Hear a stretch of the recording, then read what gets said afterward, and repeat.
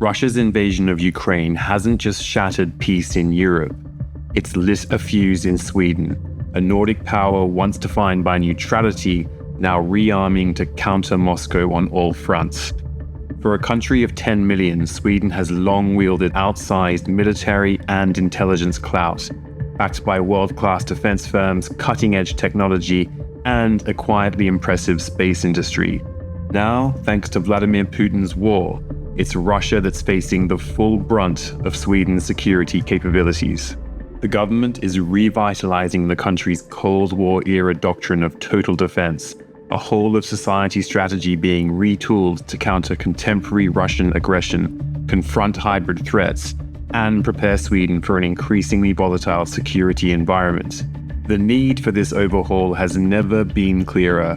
After the fall of the Soviet Union, years of underinvestment left serious gaps in Sweden's defense posture, leaving the country vulnerable to Russia's grey zone tactics at home and in its near abroad. But today, the Swedish government is rapidly scaling its military, rebuilding from a post-Cold War shell into a fully equipped, war-ready force. Dear friends, we are not at war, but we are not at peace either. The grey zones are too many, the hybrid attacks too frequent. This transformation is being accompanied by a sweeping overhaul of Sweden's foreign and security policy, with Stockholm assuming full NATO membership in 2024, marking a multi-generational shift. Now, the Swedish armed forces are getting a comprehensive upgrade to meet both national and allied demands. Defense spending will hit 2.4% of GDP this year, already well above NATO's 2% target, and the government is aiming for 3.5% by the end of the decade. This increased spending will fund a full-spectrum warfighting capability. Conscription is expanding, with annual intake expected to exceed 12,000 soldiers by 2032. The armed forces are restoring divisional-level command, fielding new brigades, and activating new cyber engineering, electronic warfare, and special operations units. The army is modernizing with a sweeping list of improvements. In particular, Sweden is investing nearly 2 billion euros to overhaul its tank fleet, its largest such upgrade in decades.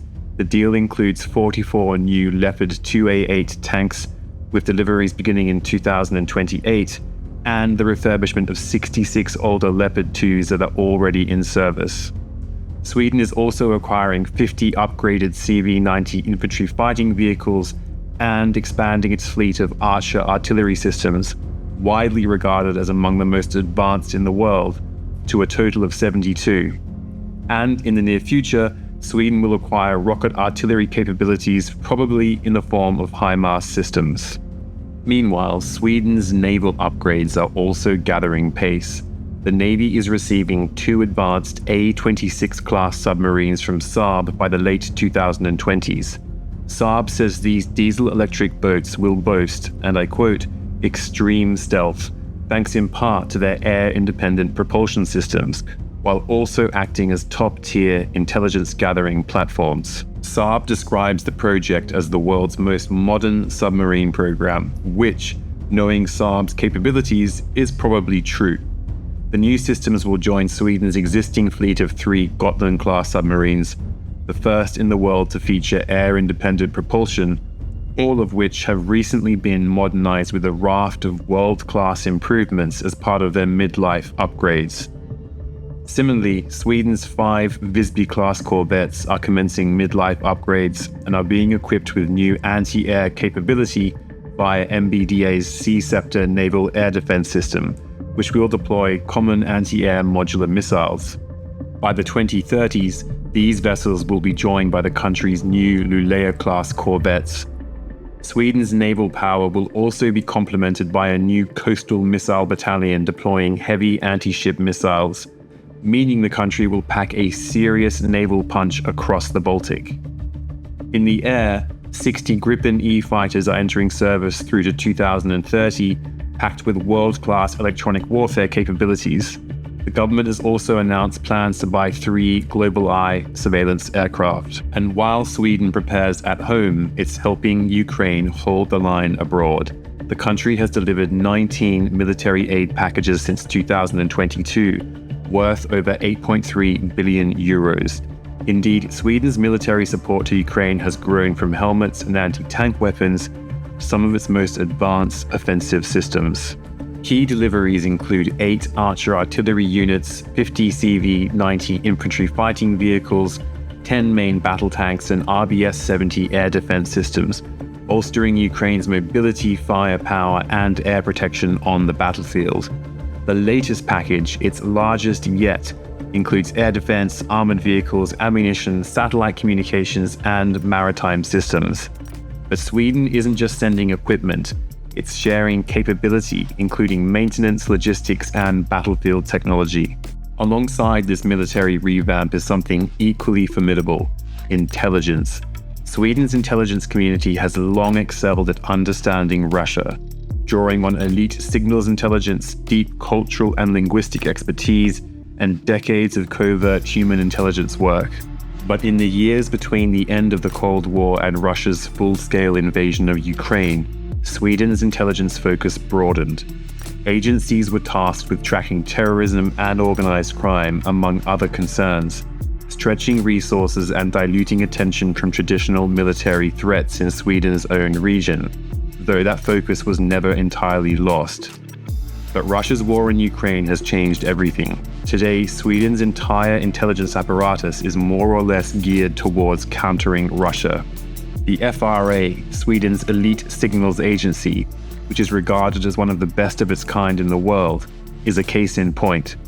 The head of the FRA recently pinned Russia, China, and Iran as the biggest threats to Sweden's security. Leaked documents from the Edward Snowden files revealed the high regard the US National Security Agency holds for Sweden's FRA, calling it extremely competent and technically innovative.